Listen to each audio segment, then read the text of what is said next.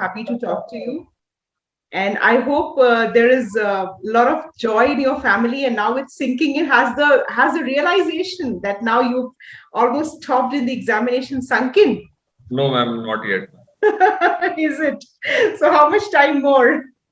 I don't know, ma'am. So, ma'am, every day when I wake up, uh, always one or two thoughts come in my mind that 10th October there is prelims examination. Oh my And goodness, really? sometime in the day, I also think of that should I give it a mock paper. So I'm still in that zone, and so that feeling has not sunk in yet. Yeah, I know. So which attempt was this, Jayant, for you? Ma'am, first attempt. Oh, brilliant. That's terrific. So tell us about your time management and this 1 year, because everybody who joins, coachings, academies and wants to crack UPSC, they want to do in the first attempt. So Yes, what ma'am. was your strategy to crack in the first attempt? So, ma'am, I graduated last year itself. So I started my preparation during my fourth year of my college. I graduated from BITS Pilani in manufacturing engineering. So my major focus, because I had very less time, so my major focus was on the time management, and also on the part that I'll have to study only limited content, but I'll have to use the maximum output from it. So we have a predefined syllabus both for GS 1, 2, 3, 4 and optional as well. So my major strategy was to prepare content of around 300 to 350 words on each of the keyword of the syllabus, and also using various data sets, various diagrams, various flowchart in order to make my answers more presentable in the mains examination. And ma'am, I would say that practice was a very central part in both prelims and mains, because it is, after all, a competition. So it becomes very important for you to practice. It is often said that it is better to sweat before the original battle. I think the quote goes like this. So my major focus was on practice, and I also have had a peer group as well. So we had a very good competition as well. So that Okay, also helped me in improving my time management as well. okay. So how many hours in a day average did you give to study preparation? Ma'am, before prelims, I would say a consistent study of around 7 to 8 hours per day. But after prelims, we have very less time for mains because we have to cover such a wide syllabus. So it usually went around 10 to 12 hours, and sometimes even up to 13 to 14 hours as well during the mains preparation. But before prelims, it was usually around 7 to 8 hours daily. Jayant, you were doing engineering, you had a career in engineering, you one of the premier institutes in India. So why suddenly you thought of UPSC after getting admission into engineering? Yes, ma'am. Ma'am, actually, the thought of giving the examination of UPSC civil services was in my mind from my childhood itself. So my father is in Rajasthan state government, so he has been my prime motivation as well. But the idea was not that much concrete. So eventually, during our third year of our college, one of our seniors, Mr. Anudit Duru Shetty sir, he secured All India rank one, and he came to our college to give a topper's talk. So that was a very defining moment for my preparation as well. And I always had in mind that I'll have to give this examination because civil services would provide you a large amount of opportunities, and it is a very prestigious career service as well. And you have so much opportunities to work in different areas. So that always attracted me. So that was the prime motivation for me.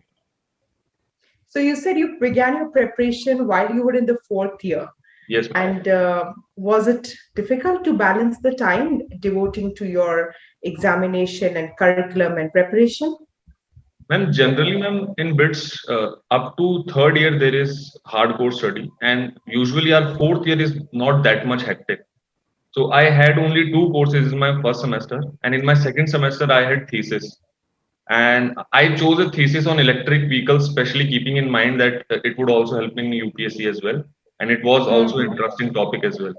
Mhm. So I used to manage it, but my major focus on the preparation, and that was all about my fourth year. And generally, during the fourth year, there is also placement parties as well across the campuses. So Mhm. I would say, strategy was to avoid those distractions as well, because it becomes very hard when all of your friends they are enjoying and you are just studying. So I used to avoid that as well. And eventually my friends also supported me in that. So it all depends on how your friend circle is and how the positive environment is across you. So that was my main strategy during my college. So you said you had your peer group and you used to study with them and compete with them. Now that's a very interesting part because most of the candidates they get distracted with the peer group. Instead of becoming a group discussion, it becomes a chai pe charcha where snacks and party and things are going on. So Yes, that's a very interesting thing that how groups and study groups can be instrumental in your success. yes, Right. ma'am. Ma'am, one more thing is that, ma'am, we didn't usually studied in group, but we used to discuss a lot so what we used to do was that we define a specific topic that we'll all prepare. Then we'll have around 30 minutes to 1 hour discussion. So that was our main strategy. And we also used to, so there is this sense of competition. So we had a Telegram group. So every day when one of our friends used to write 2 or 3 tests, there was an inherent mindset of competition within all of us. And we also say a guilt factor that always motivated all of us. So one of my friend Rishabh Kumar Reward, he was in our group. He secured 104, and Shashwat Sangwan, he is my college senior. He secured 320 rank. So I would say that it helped me a lot, especially the group discussions with my friends. Brilliant, brilliant. So, Jayant, how was the VNK Academy instrumental in making you reach to where you are today? Ma'am, I would say that it has played a very central role. So I enrolled in the mock interview guidance program, and the kind of questions that were asked to me, especially it were very diverse, and they were mostly on my DAF as well. And my actual interview, around 80% of the questions were asked on my DAF only. So it helped me a lot. And also the feedback that was given to me by the panel, it was also very helpful to me to better present my answers in front of the panel as well, because it becomes very important in the interview preparation that you get the correct amount of correct feedback, and you'll have to work upon it. So I would say that it has played a very key role in my selection. That's really nice to hear, Jayant, that the coaching, the academy, and we all were instrumental in helping you and guiding you to where you are today, along with your hard work. Yes, Now, specific questions, Jayant. yes, ma'am. Most of the students are confused about the optional. So, how to choose the optional? Like, for example, you belong to an engineering background. Yes, ma'am. So, how did you decide upon an optional? What are the factors one should keep in mind in choosing an optional? Yes, ma'am. Ma'am, choosing an optional can be it is a very important part of the preparation because it carries 500 marks in our mains, and it can be a detrimental factor in getting you selected in the final examination. Ma'am, during our college in BITS Pilani, they offer us a wide range of humanities courses as well. So I took 2 humanities courses in Pilani, and that generally developed my interest towards humanities. And when I saw the syllabus of anthropology, I found it very, first of all, very precise and very direct. And also the time that was required to do it was around 3 to 4 months. So that was my main, I would say, factors that forced me to, or that enabled me to take anthropology as an optional. So three factors can be taken into mind. The first one would be the interest. Interest is very important because you will be giving around 2 to 3 years of your life, and it is also very important that you are genuinely interested in the subject. Second, how much amount of guidance and resources are available on that optional across the Mhm. online or within the market. That also becomes very important. Thirdly, I would say that do also check the trend, how the optional is performing over the years. That can also be very important. But I would say that still interest becomes plays a very important role. So I would say it is a whole lot of factors that define how to choose your option. Right, right. Jayant, how did you deal with the essay? Because essay is another area where any sort of topic, diverse areas are asked. So a student gets intimidated by how to prepare because that there is no defined syllabus for that. How did you deal with it? Ma'am, first of all, I would say that before starting off with the essay, I would advise students to have a proper analysis of the past year papers of the essays. So we can see a pattern. There are various topics like health, education, science and technology, international relations that are being asked in the essays. So we can prepare a A4 size notes on each of that topic. So then comes the value addition part. You will have to put various quotes, various data sets in your various anecdotes as well. So my strategy was to use at least every time use anecdote in the introduction of the essay because it looks your essay more attractive as well. Interesting. So that was my main strategy. And also I always love to write philosophical essays because it gives you more space and more space for especially creativity in your paper. So and you can use wide range of examples as well. So I would say that the candidates can make a proper list of the topics which are being asked. Then they can also collect various data sets, various quotes as well, various anecdotes, various examples that they can quote. And I would say ultimately it is all about practice. In the starting, they would face some difficulties, but after writing 5, 6 essays, they would be in a very comfortable position, I would say. So that was my major strategy regarding essay. Right. Okay. So, Jayant, how did your real interview go? What kind of questions were asked? How did you tackle the questions to which you did not have answer to at that moment?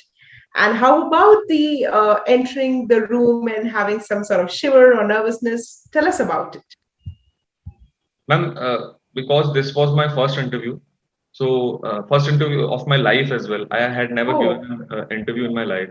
So okay. yes, ma'am. So I was a bit nervous in the beginning, but I would say the panel was very humble. They made me comfortable, and all the board members they were.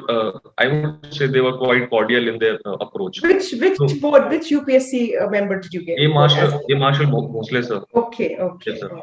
And Mm-hmm. ma'am, majority of the questions were asked on my DAF as well. So the Hmm. questions were on BITS Pilani, how its campus culture, institutional strength, these kind of questions were asked. And I also played tennis at the state level. So Hmm. around 6 to 7 questions were asked from the tennis only. Then I was also I had held various position of leadership during our college. So we conduct various fests. So I was in the managing committee. So various questions were asked on that as well. So I would say majorly 80 to 90% of my interview was based on my dad. And I would say that at the last, when sir asked me, "What are your final plans after the interview?" So I replied that I'll be visiting India Gate with my family.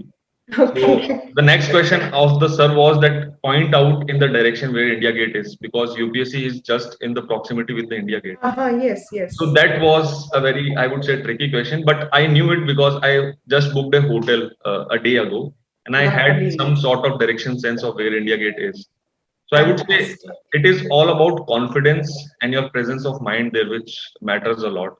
And they are only checking that as well because how you are, how your conduct is, how you are presenting your answer, and how much confident you are. That all matters in the interview, man. So I would say that these past experience can also help you solve, can also help you answer a question. So So, I would, Jayant, yes, ma'am. there was no question to which you did not have an answer. You had all the answers to all the No, questions of the ma'am, board. two questions were there. One question was on smart jewelry, the smart wearables that we, like Apple Watch is one of the smart watch that we wear. Mhm, So that was one of the question that I didn't have answer to. mhm. Only one or two questions, just because my majority of my questions were on my dash, so I was prepared on it. So there were Okay. very 2 or 3 questions which I didn't have answers on. So, how did you respond to those which you did not have answer to? Now I simply said I don't know and I'll read about it. All right. Yeah. Okay. Okay. All right. Okay, Jayan. Jayan, there's another paper called Ethics, Yes. right? Ethics Integrity. Now, you know that there is not a very defined book for this that you can get in the market or this. One has to refer a lot of sources, and sometimes candidates get confused how to tackle this paper. How would you guide the aspirants to deal with this paper? Ma'am, in ethics, the best approach would be to see the syllabus first, and there are various keywords that are mentioned. And if we analyze the past year papers, UPSC is asking their definition or their application part only.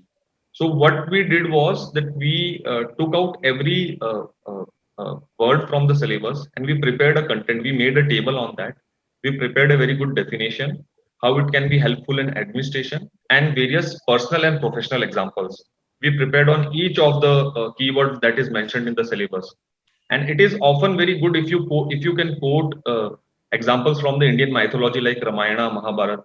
There are a lot Mm, of ethical examples that you would get from there, and if you can quote them in your actual answers as well, that would make your answers more, I would say, very good in front of the examiner as well. So this was the major strategy. I didn't follow any specific book on that, but especially for the ethics, your best source can be the internet. You can Google each of the keyword that is mentioned in your syllabus. Then you can substantiate with various examples that you generally see in the newspaper. Especially during COVID-19, we have very positive examples of various administrators who have done very good in managing mm, the COVID-19 pandemic. So you can also quote them as well. And if mm. we can, especially there are three quotation based questions as well in ethics paper. If we can give our own personal example in those questions, then you can, I think, fetch more marks. Mm. That was my all approach. That was for GS paper 4. Okay. Okay, Jayant, also when it comes to answer writing, Yes, now ma'am. when there is this prelims and mains and interview, at what stage, before prelims or after prelims, should one start focusing on answer writing and answer practice? Ma'am, I would say that you should start it before prelims, because after prelims you have very less time. And if you can start before prelims, I would say it, you would be in a very good position. I'm not saying that you will have to full-fledgedly give full length test papers, but if you can write daily answer writing for about 2 months before prelims, and you can give 2 3 sectional tests as well of GS, then you would be in a very better position, because it takes you time to properly get the idea of how to write your answer, because you will have to use various diagrams, various introduction techniques that you have using data, and it takes your brain also takes time to ingrain all these activities. And I would say that practice is a very important part, especially in prelims and mains as well.